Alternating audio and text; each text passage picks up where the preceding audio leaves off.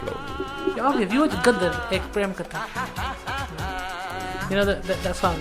Main ek Gadi, that's the film it's from. Yeah. Oh, okay. It's a proper old film. Yeah, I watched it the first time the other day. I was very impressed. Boom, and on that singing note, let's start the Chaa Talk Podcast, Hey. episode 5. I'm going to use that as the intro, by the way. It's not recording, is it? No, it is. We've been recording for the last God. 5 minutes. Damn. I'm going to use your singing as the intro. Why? Nah. I So do not. that's a little treat for our I listeners. do not give permission. I will copyright claim that. What copyright? You're going to copyright over the song? I will strike it down. It's my Oh. voice. No, I don't know about that. Welcome to the Chaa Talk Podcast, and we're joined again by our host who has been gallivanting around the world but has now returned Hello. with a tan. Arvi, say hello to the audience. Hello. Yeah, Oh, just great got work, back from great holiday. And yeah, I'm joined with the other dickhead. You know what language? This is a family-friendly podcast. No, I don't know. I'll censor myself in the edit. Thank you. Syed, Hello. who gave us that beautiful rendition of that Hindi Ek song. Moraya? Yeah, No. by... Do you want to give us another snippet again? You know what? It is... The full song's coming. iTunes link will be down below. And just support the thing. You know what I mean? Well, Syed told me, Arvi, earlier while we were going to London today, that he's trained Adele on how to sing. He trained He Adele. trained Adele. I didn't want it to come out into the public like this, but at one point So I might have been Adele's the- vocal coach. Yeah. So Hmm. apparently there's a hidden singing talent there, but from my experience, I've been nothing but let down. But yeah. Lack of faith. Once I hit number 1 No, on the I mean, chart, I want you. I want to hear your singing voice. You need to bless the podcast. it's coming soon. I doubt it. But yeah, unfortunately, there's no tea again, as is becoming the running joke. We did go Costa today twice. Had no tea there either. Tea's coming soon. I'm sure we can. Well, you're the host. You know what? You provide the premises. so You know assume what? the All tea I'm will saying come is, yeah. There's a fan. There's a printer. Like, how much more do you want? Like, now tea is coming soon. It's in the post. It's coming soon. through. It's in the Tea- post. Yeah, it's in the post. I ordered some like really good tea from. Okay. We need the tea, it's essential. Tea is essential. I apologize for the No. lack of tea. The Chaa Talk Podcast can't be the Chaa Talk Podcast. Oh, no, someone's beeping. They even They agree. Even they like agree. They're like, Yeah, "Fam, yeah. Where's the tea? listen, guys. Spill the tea, man. Come on. Let's spill the tea on. Tea's coming. Yeah, let's spill the tea on mental health. Oh, Ooh. oh. Yeah, that's our big topic for today. We thought we'd take a little serious turn of the podcast after last week's interesting episode. So yeah, we thought we'd talk about mental health in the Asian community and the stigma that's attached around it. Yeah, I think in the last few years, I think mental health has become so more of an acceptable topic. Just generally though, in like It's been brought up a lot recently. yeah, but not just the Asian community. I mean in general. Yeah, yeah. Mental health is a lot more Yeah. talked about than it used to be, which is a positive on its own. But I still think in the Asian community, there's always been the stigma attached to it, and it's just getting down to why we still have that stigma attached to it, and whether we are actually, making progress, and the reasons behind why we've always associated the stigma around it. Yeah. To be honest, with mental health and the stigma attached, I feel like the first thing we need to discuss before you even go on to like, in terms of the effects the stigma has, is what is the stigma? Because I feel like it's very wide ranging. Like, it starts from stuff where people just refuse to talk about it, and I think you also get stuff like where people refuse to acknowledge it, and then you get extreme ends of the scale, which like people believe like someone's been possessed. Yeah. And it's kind of like, at what point of stigma are we talking about? Because in the UK, I feel like the possessed thing doesn't happen as much, That's more back home. but it does happen back home. Like, Yeah. And is it that whole stigma attached to all of it, or is it just the ignorance? What are we breaking down here? I think it's, for me personally, it's always been born in the ignorance of mental health. We've always back, I think the older generation always like shunned it down, put it down to one side, like, oh, you're depressed. Oh, you can't be depressed. What are you to be depressed about? You know. And so I think that's part of the stigma, just being ignorant to it. Yeah, I think that's primarily where it comes from in this country. See, a thing there though that's interesting is, you know, when you say you're depressed, you can't be depressed. What you got to be depressed about? There's a thin line, because a lot of people just feel a bit down. They're like, oh, I'm depressed. I don't need to try. I'm people depressed. don't understand the difference between being just a bit stressed down, out and and actually full blown depressed, or even being like, forgive me, I can't remember the word, but there's like a state where you're not quite depressed yet, but you're getting there, and they're not even in that state. They're literally just feeling a bit down. They're looking for an excuse, or they're feeling a bit out of it, and they're looking for an excuse, and they use depression. And I feel people using depression as the scapegoat to just explain their feelings or explain their shortcomings contributes more to the stigma than any backwards thinking, in my opinion. Which is lazy. I think that's definitely become the case in recent times, where people just associate having bad periods to being depressed. But I think in the Asian community, I think we need to be a bit more cautious about how we put people down in that respect. Saying, God, you know, what you got to be depressed about, like I said. They need to be a bit more attentive and intuitive to their situations and be a bit more understanding about why they're saying they feel depressed. Maybe it's something a bit deeper. Because when I think about depression and mental health in the Asian community, I mainly think of how it stems from the culture and like how, you know, family traditions and all that, and how if someone's, say, mentally ill, that a family's probably embarrassed for them, or the family's like, you know, like they're embarrassing their family and they don't want anyone to know about it. That's why they shun it and don't talk about it as much, because there's something wrong with, you know, with someone in the family. And maybe that's why this is, you know, they're embarrassed to say, oh yeah, but you know, they don't talk about it and stuff like that. It's got this mental health issue. But yeah, I think one of the big issues from, especially back in the days, that we never had that relationship with your parents or whoever it was in the family to express how you really felt during a period, because then one, you would get put down to one side, or you never had that relationship with your parent where you could openly discuss what's on your mind, what, you know, how you're feeling. And I think you just become embarrassed to actually speak your mind. You think that leads to like pent up emotion and possible and leading into the depression. So I think we just didn't encourage enough people, encourage our children and whatnot, to be more expressive of how they felt. But I will caveat that and say that we are definitely becoming more receptive to it in the newer generations. Like, I don't know about you lot, but I do have that relationship with my parents where I can speak my mind. More so now than I think before I did. Okay. Yeah, the older I've gotten, that relationship is definitely thinking. I think when you're younger, you're always like, they ain't gonna take me seriously, or, you know, believe what I'm saying. You know, linking to other mental illnesses, something that Arvi just said, where he mentioned that how in previous generations they kind of just pushed it to the side and kind of just hid it away.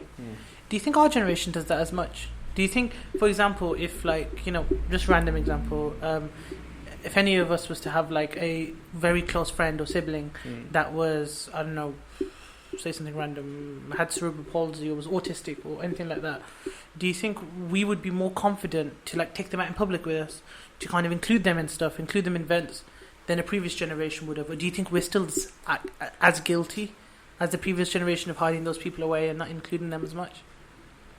Yeah, that's very interesting, because you just don't want to deal with that sort of if anything happens, or, you know, they have that like a manic episode or something like that. You just don't want to deal with that in the public. And you're right, like it's like, do we do it as well? Yeah, it comes to that point I was saying before, being embarrassed of being associated with that person. But it does help, like you do want to take them out in public, and you don't want to just, you know, shun them and hide them away and not talk about it. It was like I was saying in last week's episode, where I said we were definitely more integrated in this society. So I think us lot, as us individuals in this room, I think we would be, you know, willing to take those people out and help integrate them into, you know, take them into public and be able to help them. I don't know that that's true of everyone in our generation, because there's still that stigma attached. I don't think that's an integration thing. I genuinely think that's a personality thing. Like, 2 examples I can think of, right? When I used to work in Asda, right? Shout out Asda. And when I used to work in Asda, there was this gentleman, obviously no names and stuff. There was this gentleman who would always bring in a relative of his who was severely, like, unwell and who had, like, manic episodes of disability and stuff, and kind of would run around the store and stuff. And this individual wasn't a child. This individual was an adult, right? And the gentleman who would bring him was his father. And he was old, like, he was last generation. He was about 70, 75. And whenever his son would run along the shelves and tear down, like, shelving or anything, no one in the store would say anything to him. Because obviously, like, you just put it back up. You wouldn't make a big deal out of it. And the father would always go behind his son, clean up as much as he could. Like, sometimes he's a bit old, right? He couldn't reach the top shelves and stuff, and staff would help him out. And he would apologise profusely throughout. Now, I spoke to him about it, and he literally said to me that, son, there's nowhere else I can take him. He has to leave the house. He's my son. I have to deal with it. I have to take him out of the house. It's difficult, but I have to do it.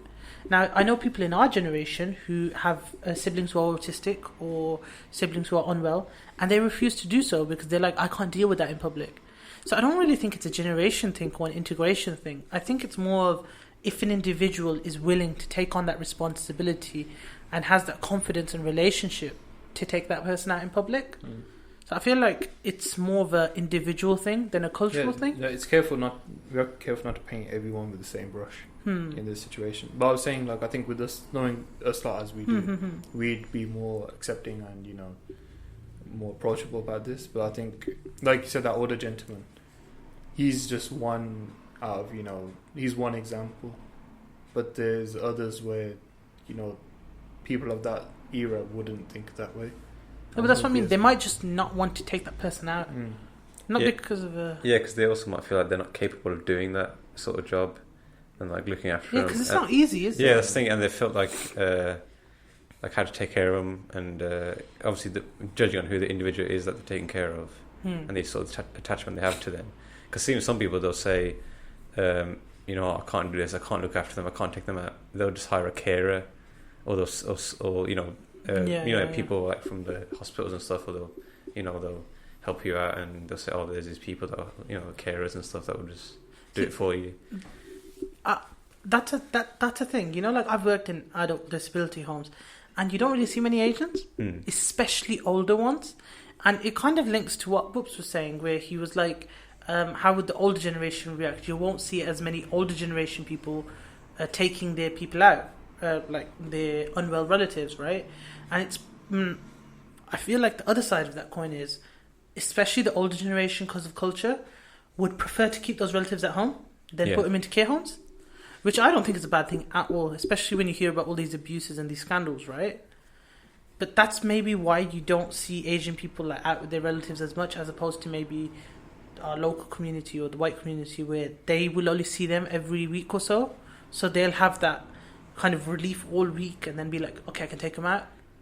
But then you've got these people who are living with them 24/7, so they have a different perspective. And there's that sort of that thing in Asian communities where you have to respect your elders, and if it is like an elder person you have to look after, you have to, even if they're not, like, even if they're getting on. And obviously some people, you know, they put them in a care home, but with Asian community, you know, you got to respect your parents, you got to look after them yourself, and, you know, that's why they stay at home, and you don't see them, as you said, you don't see that much Asians in a care home, in a public care home. Yeah, I don't know, I think it's a funny one, because I think it comes down to, like, obviously respecting. I think respect goes both ways, and if the parents aren't respecting their kids and actually treating them, you know, with that love and affection and treating them as a normal person, then they're not gonna be willing to openly talk to you about their issues and their problems. And let's say, for example, that a kid becomes, like, a teenager, or someone becomes depressed.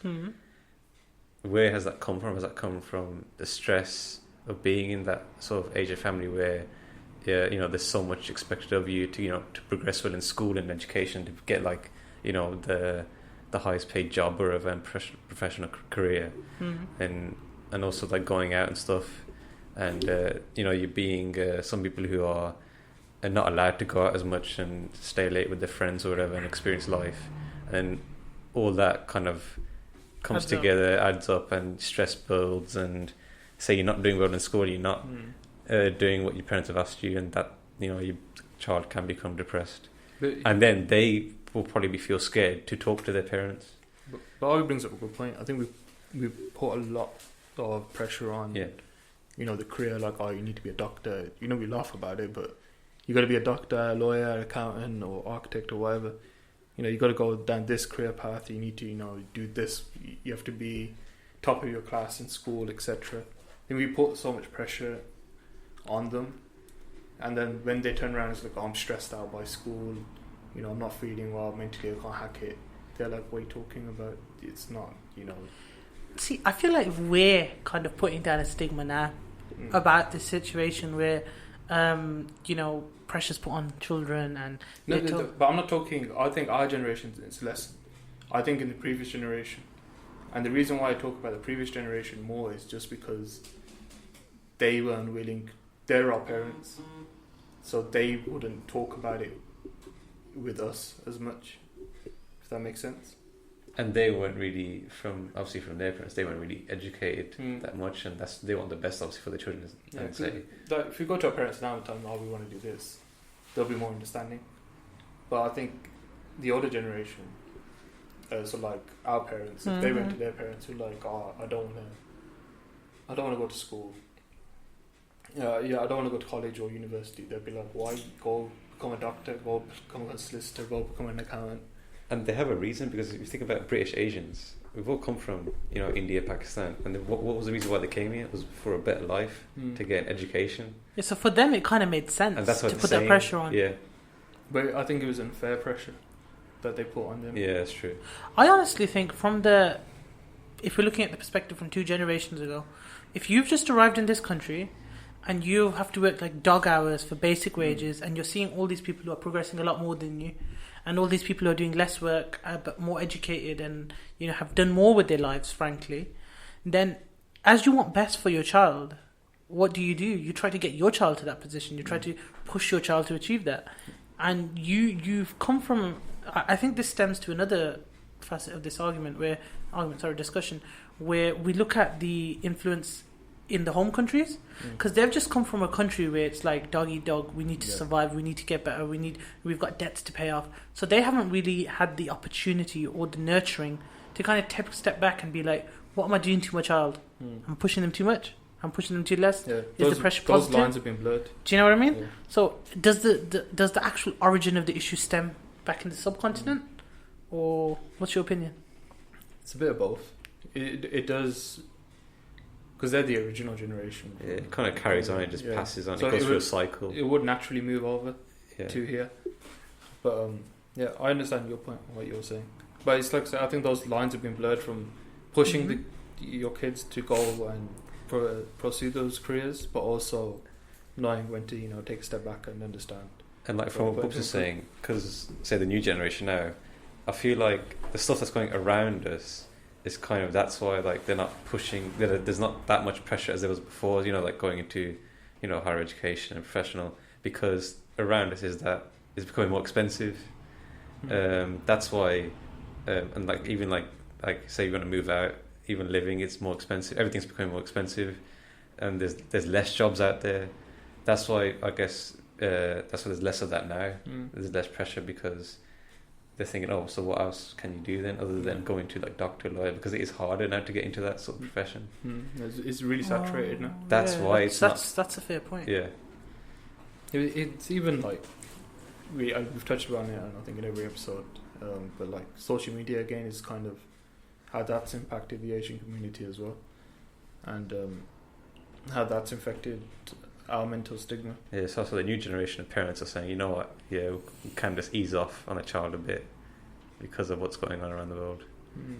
You know, if we look at, like, we're considering Asians as a whole, right? If we look at us guys, okay, we're, I don't know, I'm third generation. I'm third generation. Are you guys third, second, You'd be second, right? third? My granddad came here, right? Isn't it? Oh, is your dad born here? He wasn't born here. He came here when he was pretty young, though, like 9, 10ish. I think we're second generation.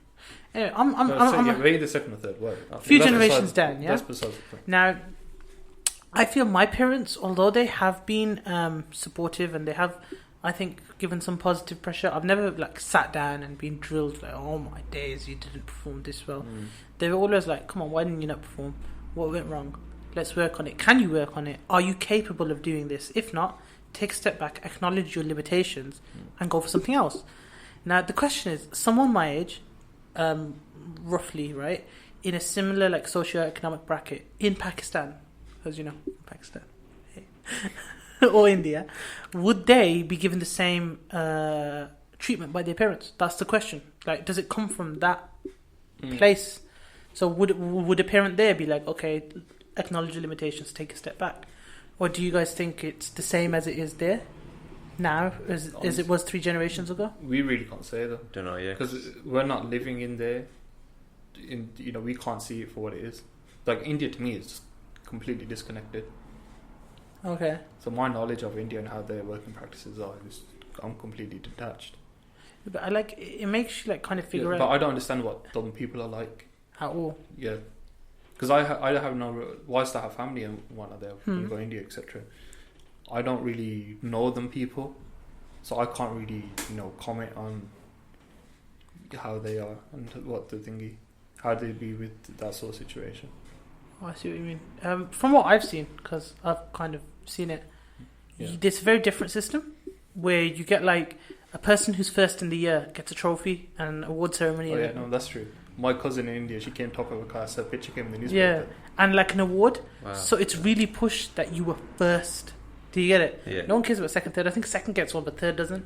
And it's like, okay, so a school of 1,200 people, and you're focusing on one person, and then you get stuff where like the academic structure is a lot more rigorous. Because in my GCSE year, I went to Pakistan, right, and I spent like a few months there. And the work they were working on, because I brought some books because I was like, I need to come back to my GCSEs. The work they were doing was ahead of us because they put so much pressure on the kids. Not all the kids understood it, but it was drilled into them so much. Like, I feel like these issues of, parents not being able to communicate with their children properly, I feel like they stem from that subcontinent. Yeah. And it's not just like I think it's a byproduct of the culture, personally. Yeah. Can I ask you, like, how you said your parents are more like, they'll sit you down and talk to you about it. Were they always like that? In that, I don't want to get too personal, but like you're the youngest in your family. I feel like that's a reason. Yeah. Because to be fair, right, my elder sister, she's a teacher, and she tells me when she was younger, she got a job at Tesco, she was happy. She was like, I ain't doing anything more in life, I'm chilling. I got enough wages, I don't need to do anything. And my dad would like shout at her every night and be like, do something with your life. It doesn't have to be like something amazing, but I'm not letting you work in Tesco's. And I feel like that's his version of the line where you say previously might have been, you should be doctor, lawyer, accountant.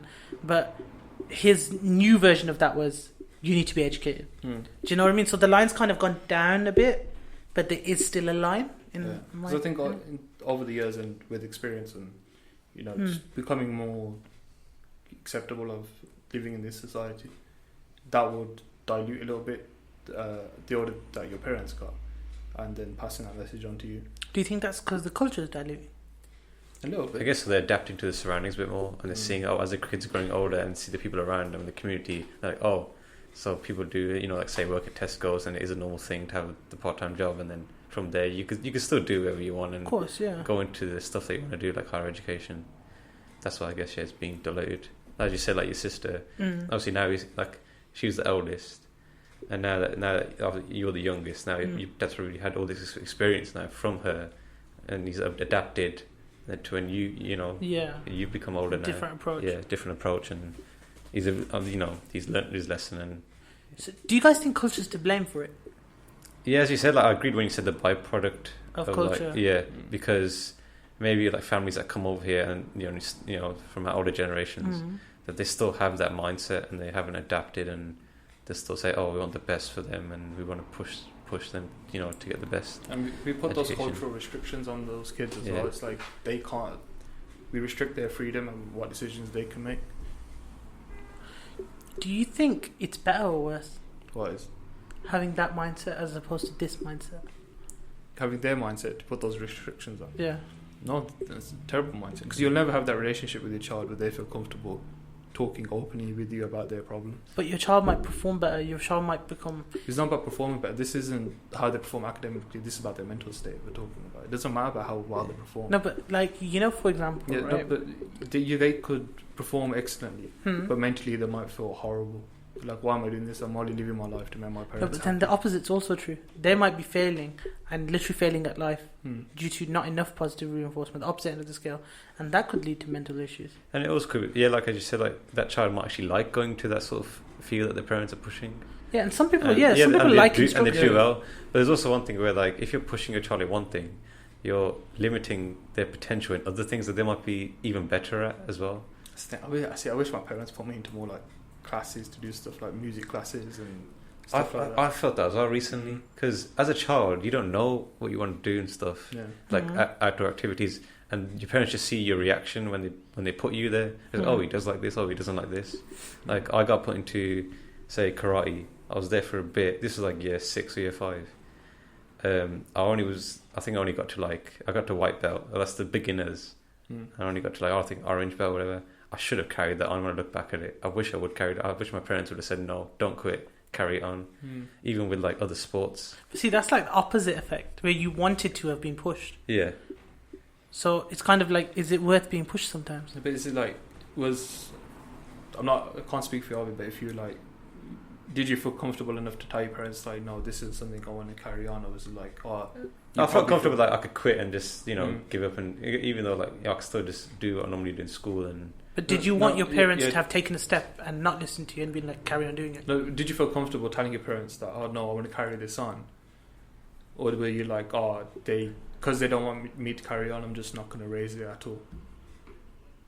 I don't know, because I know it's a long time ago. So you're saying like as if they did push me, and then what would my reaction be? From your perspective, no, so you want to carry on karate, but your parents are like, no, we're going to take you out to focus on school. Yeah. Would you have felt comfortable in challenging them on that point? It's like, no, I want to, carry on karate. Yeah, I would have been comfortable, because my dad did it when he was younger, and they understand. Because that comes from, Sikhi, learning self-defense and all that. They understand that. So that's why, I would be comfortable in that sense. But as in, when you're teaching a child, that's why you're saying, parents should kind of, encourage them to do stuff and test their abilities, see what they're good at. Because it also teaches them discipline and all this other stuff. Because a lot of parents now are doing that, where they're, putting their child into sports activities and putting them in all these classes.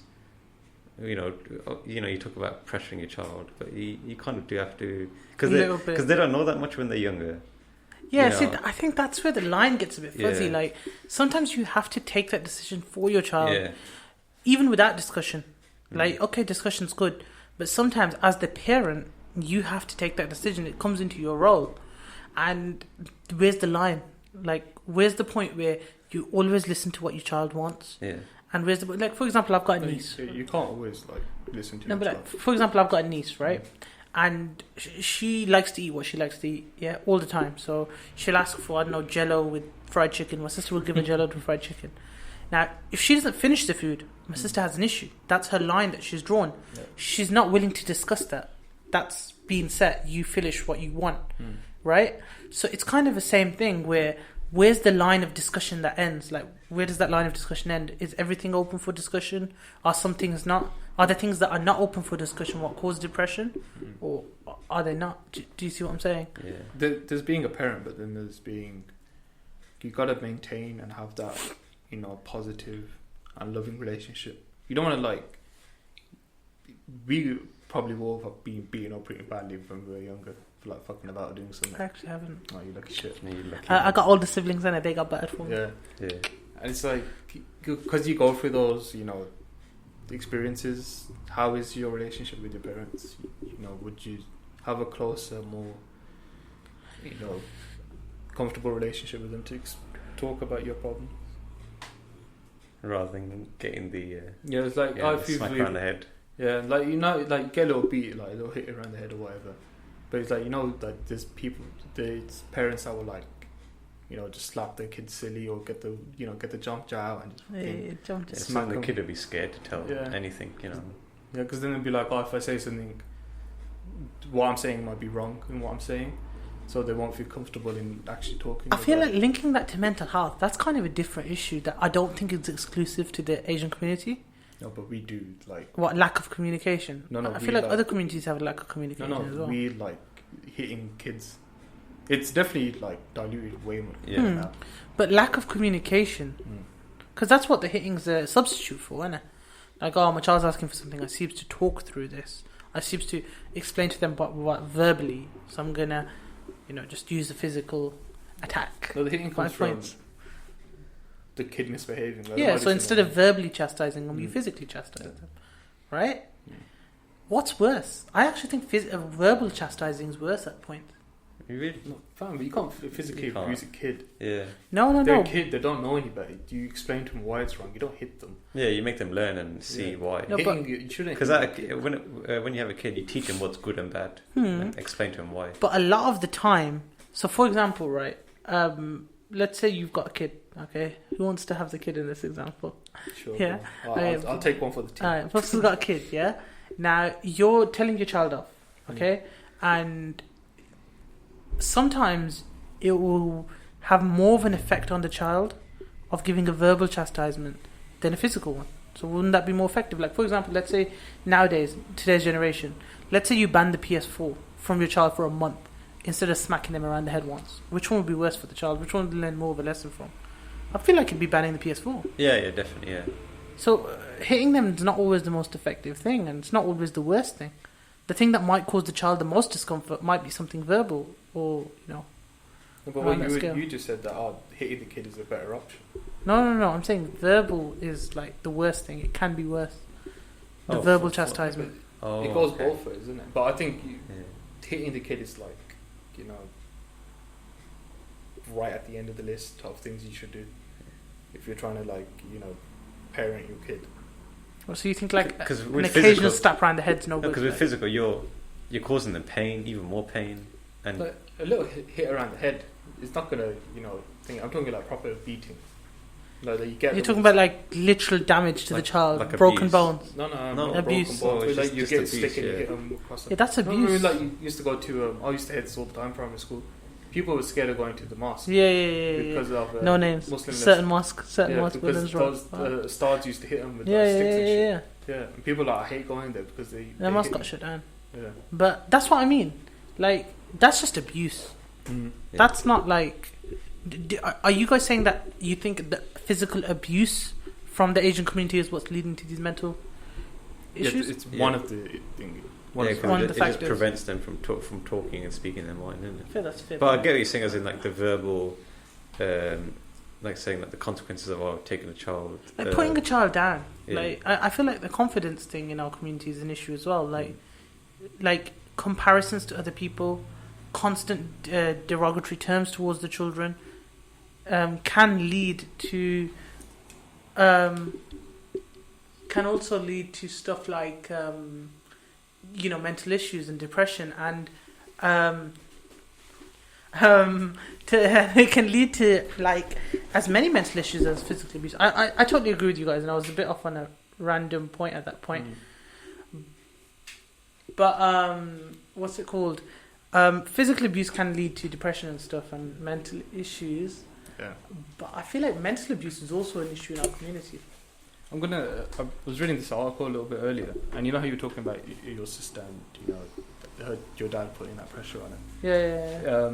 Apparently, suicide rates is quite low in Asian men and older people, but it's quite high in younger Asian women compared to other ethnic groups. Why do you think that is? Marriage and stuff. I think Asian women are a lot tougher than Asian men when it comes to mental health. Why makes you say that? Because sorry for the noise in the background with the lights just broken or something. Oh yeah, back to the topic at hand. What do I think Asian women do? I think they face a lot more pressure. Do you think they get more mental abuse, like Dane and stuff?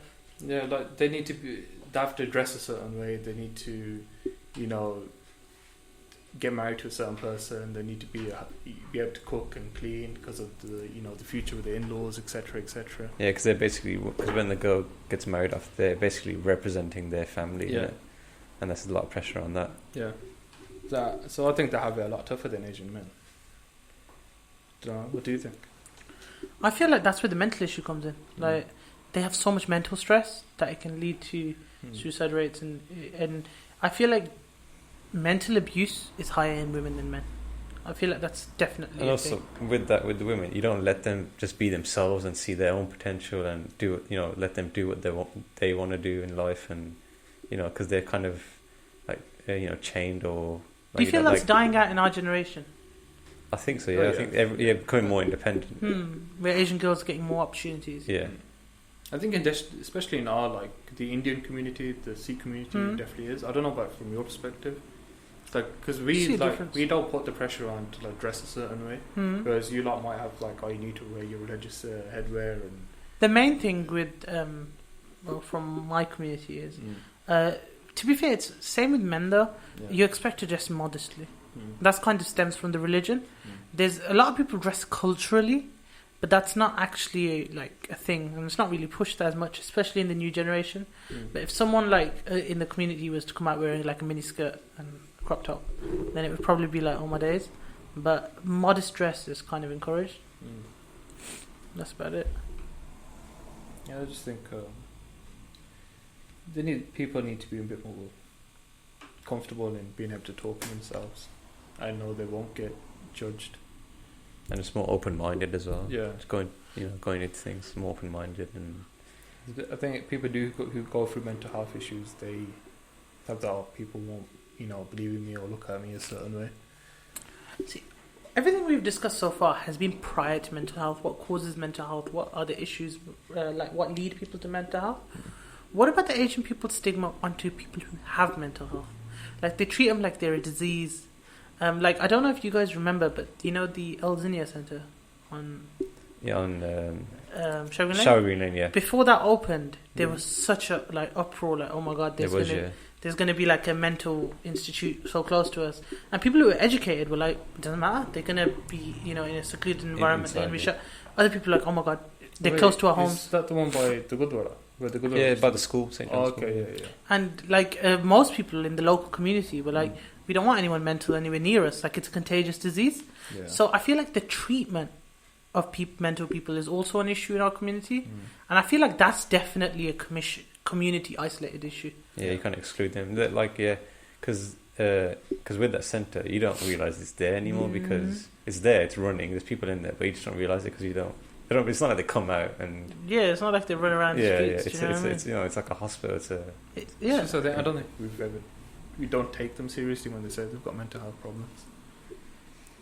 Because if we go on to because we were talking about in younger people depression, if you think about adults who go into full-time jobs and family life who develop depression, and because what I always found with depression, that you find out someone who's depressed is that when they're on tablets and antidepressants, just to fix them, or that would they think that would cure themselves, but they got to really look at their lifestyle. The basics how's your relationship with your family, with your friends, are you exercising, are you having a balanced diet, and if after all that you're all good on that and you're still depressed, then obviously you go on to the tablets and more care, and but people don't realise they just go straight to the tablets and kind of get a quick fix, to their depression, but they don't look at the way they deal bare bones. Yeah, where's this come from exactly?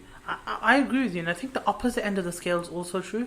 People are I don't need treatment. I don't need treatment. I'm not depressed, and the denial part of it. Yeah. I feel you need to be in the middle, don't you? You need to acknowledge you have depression. You need to get the correct treatment, like you said, with the correct path, right? Certain things you check first, and then you leave serious treatment medication and stuff towards the end. I feel it's exactly what you said, and then the other end of the scale where people are just I haven't got depression. Depression is not real. Why would I take tablets? And I feel both of them kind of contribute towards it.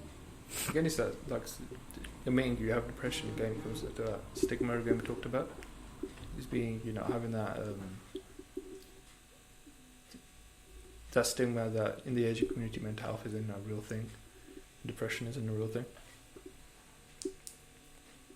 Because even as an individual, when you come from your, that cultural background, in the Asian community, when you become older and you become your own person, independent, and you kind of go away from all that, you kind of, you have that self-realization of like, oh, hang on, that happened to me when I was younger. I had all this pressure on me, and now you're developing, your own thoughts and stuff. So, oh, maybe I did have depression, maybe I am, and now you can kind of develop yourself and improve yourself, And I just forgot what I was going to say now about that. You say that when you develop yourself, you kind of you go into all this other stuff. You go outside of you kind of open your mind a bit more, and then you develop yourself. Like say that you wish you'd be put into more classes and activities. Yeah. There's nothing stopping you from doing that now. Oh no. You can go, you're going to do that and do that now. But obviously, it's taking you a while.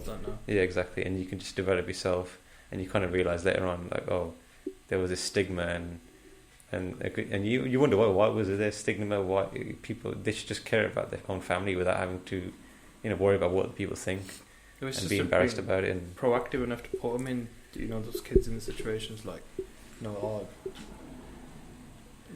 know. The kid hasn't told us if they like it or not, but let's send you to music classes where you can learn how to play the keyboard or guitar or whatnot, or take you to a martial arts class, or take you to the tennis club. Why not just let you put you out there and let you see where you develop in a certain way. Oh, thank God that buzzing noise stopped. I honestly feel I don't know where that came from. Yeah. That was just our backdrop for the intense discussion we were having. I just want to say a point on, I think that whole abuse thing as well, just to go back a little bit, it does lead to a lot of anxiety as well in people. What, mental or physical abuse? Both. It leads to anxiety and not being able to,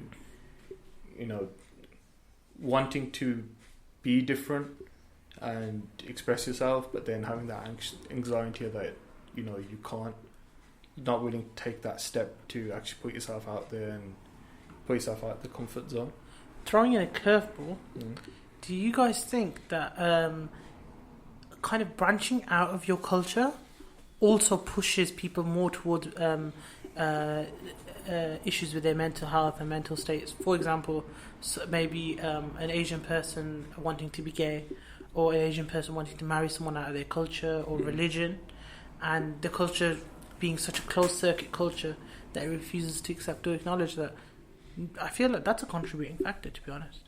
Yeah. If you made the whole, there's still a big stigma about marrying outside of your culture and your religion, and to be honest, people I've seen that have married outside their culture and whatnot, lived happy lives. Yeah, because I get what you're saying. Like that can be with anything. You say if you go outside of the ordinary, and something that's seen as not normal, there is going to be like you are going to be like targeted and you questions like, oh, why are you doing this? We normally do like this, like the cultural way. Even with like, say, it doesn't have to be religion, even with science, when you say, oh, like this theory is correct, but if someone wants to go outside of that and disregard that theory, we go, oh no, you shouldn't do that, you're wrong, you should stick to this. That's like, get what you're saying, was in like, so it's just the way society is. Yeah, because like they stop someone from progressing and branching out, and they can get depressed, whereas they just feel like they're not being supported. Famous example, Vincent van Gogh, probably the greatest artist of all time, that was completely disregarded in his time, and he committed suicide. And I think Isaac Newton as well. Was Isaac Newton one of them famous scientists who tried to disregard a theory, and then eventually became it got backed. And Newton's probably the most, like, not everyone talks about Einstein, but Newton's probably the biggest, like, he was the first like main physicist. Newton's probably bigger than Einstein. But think about when because remember, like, if you look back at the old days where it's mainly religion and there was no science. If you say, like, about God, and like, because when Darwin was kind of, that's it. It was Darwin. Yeah. When you talk about the Big Bang and then like evolution, they would make like cartoons about him. Think about what he went through. Like thinking like he's going against what the normal thing is with religion. I back that, right? But especially with Van Gogh, the example you used, I feel like Van Gogh's suicide actually helped elevate him. If he died normally, he would not have been as big of an artist as it was. The fact that he committed this tragic suicide while painting and while not being acknowledged, I feel added on, and it's kind of like a juxtaposition. Would he care about that? Like, if his legacy lived on, or if his... But it's a human lifespan. It's a human life. I'm sure he would like to have been of sound mind and lived, No, I get that, but I feel like the reason he's so big is because he committed suicide. If he never committed suicide, I don't think he would have been as big as he was. But I don't think you'd care about that if you look at the image. Not from his perspective. I'm talking about like when we look back at history. He wasn't accepted by society. If he had just lived that and died at the end a natural death, I don't think we would remember him as much. I know, I get the point you're making, but even when he committed suicide, he wasn't recognised in any way, shape or form. Yeah, it was a while after that. Yeah. So I don't think suicide really paid any impact. It was just people like looked at his work afterwards and was like, you know what, actually this guy is, amazing. How many years after his death was he like acknowledged? Like 70? 700? I'm not sure. But like, I'm guessing everyone's seen the Starry Night painting. Yeah. Amazing. Like when you actually see it breaking down and you understand what's going on, what you're seeing, it's insane. But just a quick thing on Vincent. Do you think that was just because he was ahead of his time? Oh yeah, I think some people just see things that like other people just can't comprehend. I think he was one of them. But on Vincent, apparently he'd draw over his own paintings because he couldn't afford new canvases to paint on. So there's apparently like paintings that are worth millions, but underneath them there's like 2 or 3 other paintings. So they're trying to digitally remove the top layer to get to the painting underneath. That's mad. Yeah, that's mad, man. How the mind works. But like, going back to Darwin, right, and his whole God thing, he wasn't accepted in his own time, and he wasn't accepted for a while after his time. And it's because people always thought he was wrong. And it's kind of branches onto religion, where was his argument the right argument? And I feel like religion's such a fluid thing, where you never know what the right thing is. Like, our current arguments for religion, are they the right ones? Do we, what? Some people won't shift away. They'll think, no, my religion's completely right, wholly correct. Anything you say is against it is completely wrong. Don't you kind of have to believe that, though, to follow a religion? Not really. I don't believe we do. What, so you're Sikh. If you don't believe in every tenet of Sikhism, are you not Sikh? Can you pick and choose your tenets? If you say you're Sikh, don't you have to believe in every tenet? No, but you have your own, what's the word called? Perspective. Autonomy. Yeah, you have your own autonomy to make your own perspective and challenge certain arguments. That's what I mean. So I can look at something that's been put forward and see the arguments for and against, where other people will argue, no, this is what my religion says. Yeah. Anything you say against and that's concrete and you can't develop it. I get that, and I get being able to be what's the word? Being able to kind of pick holes in your own religion, and I'm totally support that, because as a Muslim, when I pick holes against my religion and they make sense to me afterwards, it reinforces my faith. And if they didn't make sense to me, I probably wouldn't still be Muslim, right? I think that's a big part of my faith. But the thing is, if I pick holes in my religion and those questions aren't answered, right, and I just kind of ignore them, then can I really call myself Muslim? Don't I have to follow every single part of the religion? I guess that's just up to you then, like, say, like... No, but like, I'm just asking as a religious thing. Do you have to follow every tenet of your religion that you follow? No, it's again being comfortable in what you believe in. And if you're not comfortable in what you believe in, then why should you?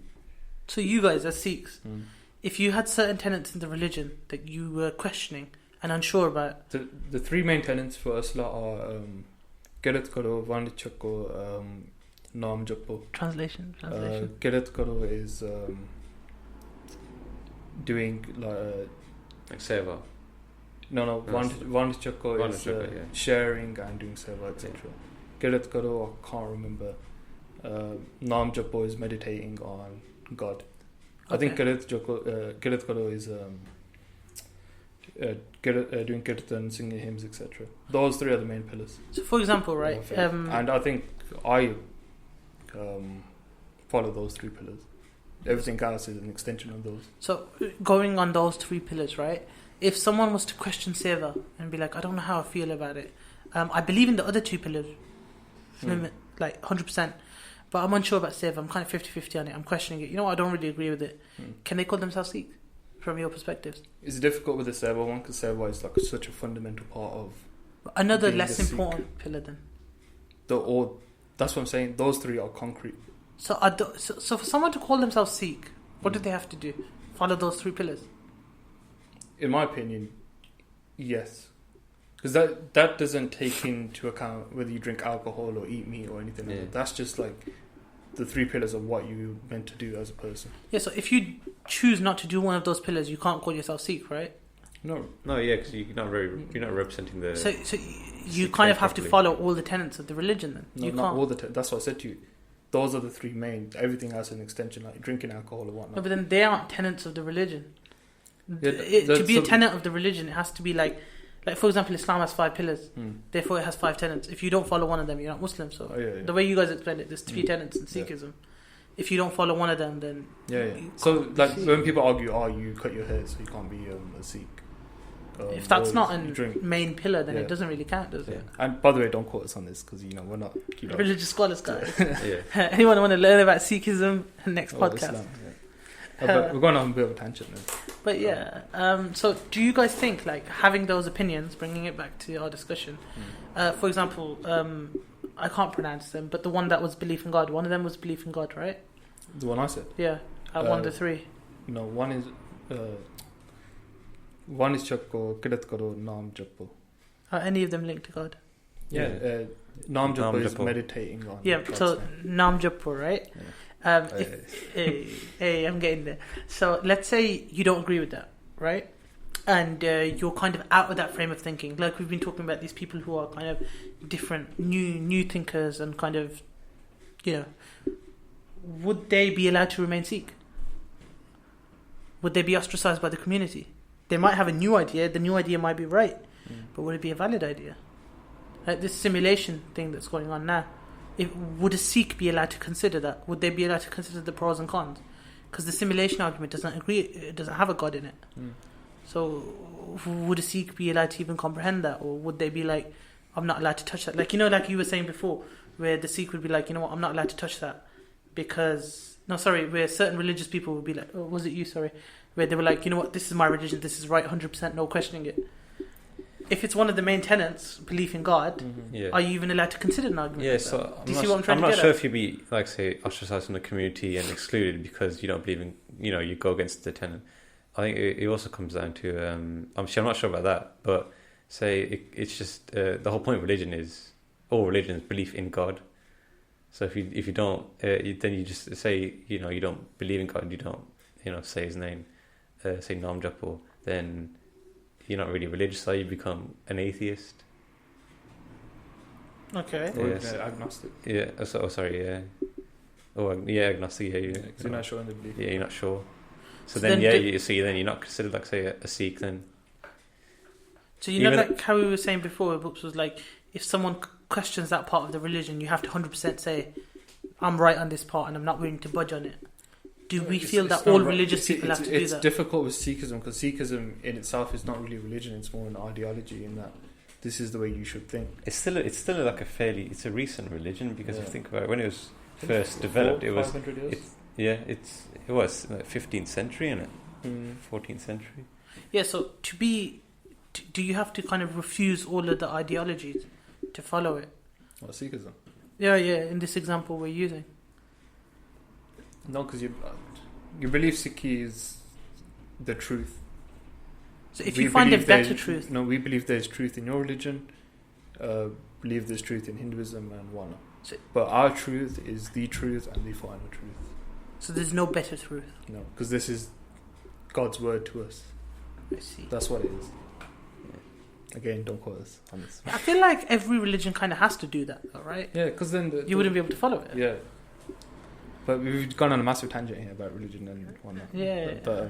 But religion does play a big impact on mental health. It's like you have to do religion dress in a certain religious dress, or have to look a certain way, and just that community pressure. But Arvi mentioned a good point earlier about taking antidepressants and etc. And it'd be a good segue into our next topic, substance abuse. In the Asian community, especially in the Punjabi community, drugs and alcohol. So it'd be interesting your thoughts on there, Syed's thoughts. Hey. because we're not going to pretend you're all angels and you never drank or never done drugs before. It's to say someone's depressed, and say someone's depressed, and as you said, like in the Asian community, that it's not being spoken of, and they're kind of they're in denial, and the way they cope with that is turning to drugs and alcohol and just abusing that, and then that kind of progresses your depression like in a bad way where it gets even worse, and you become an alcoholic or become a drug user, and but my understanding of that it just affects your health. Obviously I'm not expert, but my understanding of that stuff is that with stuff like drink and stuff, it's more of a cultural thing, right? And for example, heavy alcohol drinking has been shown has been shown to have a correlation with mental health issues like depression and stuff. So is that another factor, as we've kind of been identifying factors in the Asian community, that leads to depression and mental health, or is it the other way around? Do depression and mental health lead to alcohol abuse? I think it's both ways, isn't it? It's definitely a factor. Yeah, it's definitely a factor. Yeah, because I think what's a coping mechanism? Because drinking alcohol, it makes your senses numb, and you kind of lose yourself. Yeah, and that's when people are stressed, they drink more. This calls for anyone, white people, black people, whatever. Whenever they're stressed, they tend to drink more. Yeah, but what I also think is that, say you weren't depressed before, and you just you go off on the binge and you are drinking, and you become alcoholic, and that makes you become depressed. Yeah. So it goes both ways. Because you're constantly in that mental state of you're not yourself. So it can lead to that mental state of being depressed. And plus, is alcohol addictive? If you're an alcoholic, it's different on everyone. Yeah, because from your perspectives, sorry to put you on the spot. But I could go with it. I think last year I went 4 months without a drink. Yeah, but I'm not addicted. I think not addictive. Yeah, but is it addictive? Do you want to have another drink sometimes? I mean, there are moments where I feel I'm gonna have a drink, but I know my limits. I'm not gonna get drunk. Yeah, of course. But does it have an addictive element? That's the question. Yeah, but everything has. Yeah, drugs have that. Even food. Yeah, food does you have an just gotta know your element. limits. That's all. It's the same with everything. Alcohol, but I think alcohol, because it's just such a powerful agent. I feel like drugs have a huge impact on mental health. From what you see and stuff, where obviously with especially in our generation, cannabis is so prevalent, and if you look at scientific studies, cannabis has shown to have a definite link to schizophrenia, to stuff like extreme paranoia and depression. And interesting fact, side note, after the age of 26, apparently cannabis doesn't affect your brain as much. It's only prior to 26 when all this happens. And from what I've seen, it's rife in unis and stuff, which is obviously normally before the age of 26. And I feel especially in the Pakistani community, where people don't drink and for some reason they resort to drugs instead, which makes no real sense, but because of the use of drugs is kind of magnified for that reason, and it has more of a link to mental health in that regard than alcohol. It's kind of a key factor in pushing those mental health issues. It's just another interesting point. Have you talked about cannabis linked to schizophrenia and everything? It's likely to become legalized in this country now, isn't it, as well? Cannabis. Apparently. There's a lot of health benefits. Yeah, they sell cannabis oil in Holland and Barrett. Yeah. Really? Yeah. Cannabis oil. No, but cannabis oil has what's it called? It's only got 0.1%. And it has the psychoactive ingredients removed. Oh, I'm not sure. So the stuff that gets you high and causes all this stuff, it has that removed. Because there was that court case, isn't it, where that that kid needed that oil. kid. Yeah. That's the only thing that could save him, or whatever. Yeah. But it was obviously it's illegal, and that's the only. To thing be honest, obviously I don't have drugs, kids, but I don't see why it's illegal to the fact that it's a Class B drug. It's Class B, right? Cannabis, I'm not sure. But I was reading this thing where it's more propaganda than actual negative impacts of the drug, because cannabis doesn't really kill many people.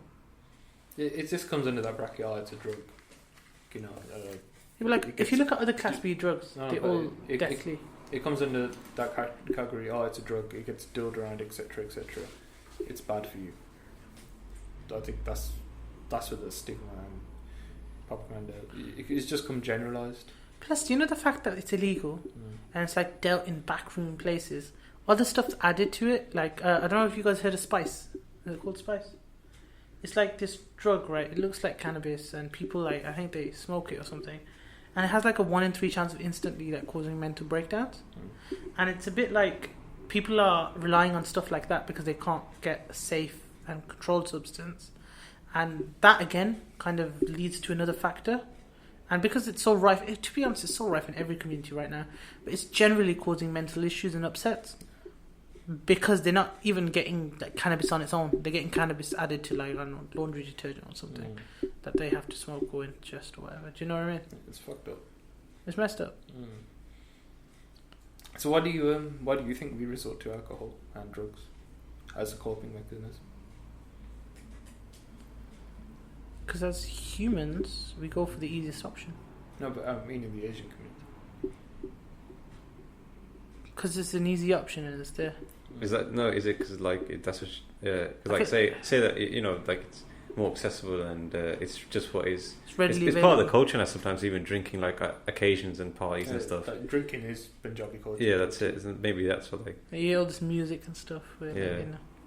But I think the drug problem in the the Indian community, I know it's a big problem in India, in Punjab. I'm not so sure about here in this country. I know it's more alcohol in this. The article I was reading here says Indian men have a high rate of alcohol-related problems, and I'm not surprised.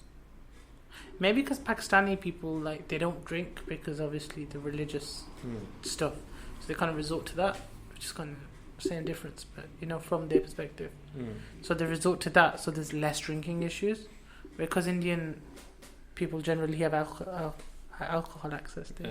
So, like Pakistani people, like Muslim people that are not around people that drink that much. But some of my friends from uni, when they'd see me drink or if I talked about drinking, they think I'm an alcoholic.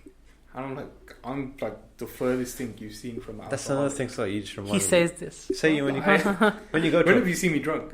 You know when you go to a wedding or party. Say I'm with my family. Me and my family, we drink. And we like to have a good time and we show it off. Yeah. You know, like, oh, these guys are having a good time. And you feel like other people, you know, they think that these guys are alcoholics. You know, they're acting like this. Because no, we're just we've probably had like 1 or 2 drinks, but we're having a good time. Yeah. But if you look at it, the people who judge us, they're probably judging because themselves, like say their husbands are alcoholics. And they just don't want to be around. Like be encouraged by other people that see you having a good time, because then they'll be encouraged to drink more, which they don't want. Because I didn't realize that till when I got older and I was at weddings, I was like, oh, maybe that's why people don't want to sit with you, or they avoid you because they might get influenced into influence. It's a real thing, But I think every like Punjabi family, for the most part, they know at least one alcoholic family member, someone who's an alcoholic. It's kind of crazy to think. Do you think that's a lack of education from the parents' part?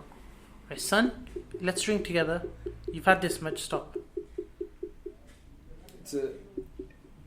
Yes, and they were never taught what a limit is. Yeah. They were just like, oh, you don't drink this, drink this. Like, say when you give your son like his first beer or whatever, you gotta teach him like, oh, the limits and like how to drink responsibly. If you don't do that, then that's what obviously they will just find out for themselves and they'll spiral out of control. It does come from education and the previous generation not really like telling them that, look, there's a point where you need to stop drinking. And because before it was just like, oh, here's a glass here, have another one. Just load it onto them, not like. And that's another thing as well. It's in like Asian community, it's about respecting others and hospitality. And like say when drinks involved, it's like it's sort of like it's forbidden to see another person you're talking to have nothing in their hand. You gotta keep giving them like even when I was little and everyone knew obviously he's little, he's not gonna drink. They say, oh, give him a soda or something. Just there's people are like that where you gotta keep serving them and So you can't have an empty glass. You can't have empty glass. Top it up. That's another thing that could drinking juice or that could encourage the drinking. Fair point. But you yourself have to know enough to then stop and put your hand on top of the glass. That's and be it. Like, I'm going to be Hank from Breaking Bad and be like, because it's enough. It's what obviously is when you do. I think when you say stop, no, don't anymore, the person that's serving takes it in a bad way. In a bad way, yeah. They judge you, yeah. And I think that's where people need to be educated a bit more. Like, no, But nowadays, I think people are more accepting. Because everyone knows about. Because that's the thing that there's a lot more like there's a lot more diabetics and there people have seen that there are alcoholics out there and they know. That's why when someone says not, like, oh yeah, probably people are just clearing on a bit more. Like, these issues are real issues, and they need to be treated seriously because then they see the impacts it actually has on families. And so, do you think like with time it's going to die out? The Lord's going to be alcoholics. No, of course, but like the stigma. The stigma and the level it's at now, a generation or two. It would dilute a lot. It's like even like last week we talked about the LGBT stuff. I think that as generations go on, what do you think we can do as people in our generation, our community, to kind of push that and encourage it? I think to reduce the stigma and to help people with mental health and alcohol issues. With the alcohol thing, I think we just need to take responsibility ourselves, and I think we do that. We do a fairly decent job of that. Me and Arvi, we control our drink. I'm just like to the viewers and to the listeners. It's difficult. It's just everyone needs to be a bit more understanding of be more receptive of what other people are going through, and just don't judge them and not shun them when they say, "Oh, I'm not feeling great." Etc. So even if someone's just having a bad day, and someone say, "I'm not, having a shit day," just ask them why they're having a shit day. Yeah, not like, oh, you're not depressed, man. Oh, you're not having a bad day. Oh, what are you doing this for? It's like, just talk them through it. Is that someone say, "Oh, I'm having a shit day"? It's like someone respond, "Oh, you're sorry, tomorrow's another day," and just ask them, like, "No, why are you having a shit day?" I feel that's a fair message. You can't just keep ignoring it, and you got to speak out more.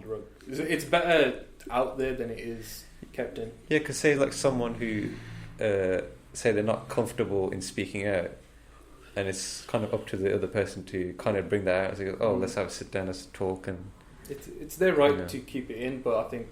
And there's only so much you can do. If you do ask them, they don't want to speak, then it's fair enough. You don't want to make them uncomfortable. Yeah, but they need to have that option, the avenue to kind of talk to. And they've got to trust you as well.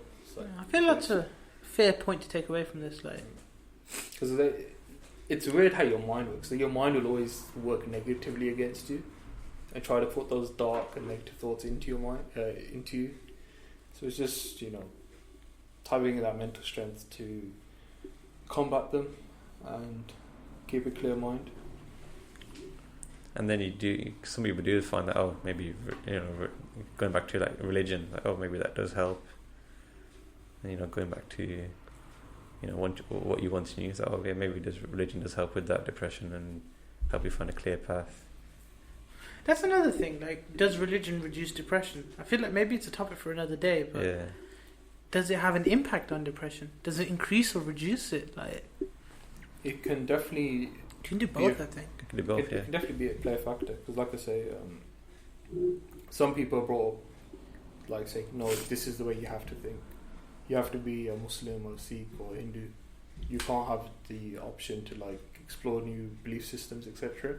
And so you might you'll feel uncomfortable thinking a certain different way and think, "Oh, I have to live this religious life even though I don't want to live this religious life."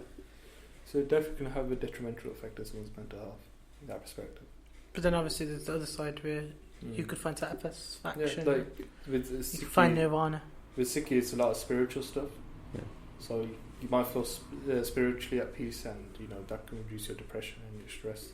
At the end of the day, you just got to care about that individual's like, are they healthy and happy? That's it. Even if they say that if they don't believe in the religion you're following, or they're not, it's like a humanity thing. That's the thing. You just got, as long as they're healthy and happy, that's the main thing. I feel like religion needs to come secondary, and I think that's a good message to take away, especially in this situation where sometimes you have to take a step back and think like we're all human, and it's not like, oh, you know what, I can't really be bothered with that guy. Like, you might just be a random person on the street, but you might save a life. Do you know what I mean? Like, it's worth taking a moment. Listen to someone, change someone's whole perspective on something.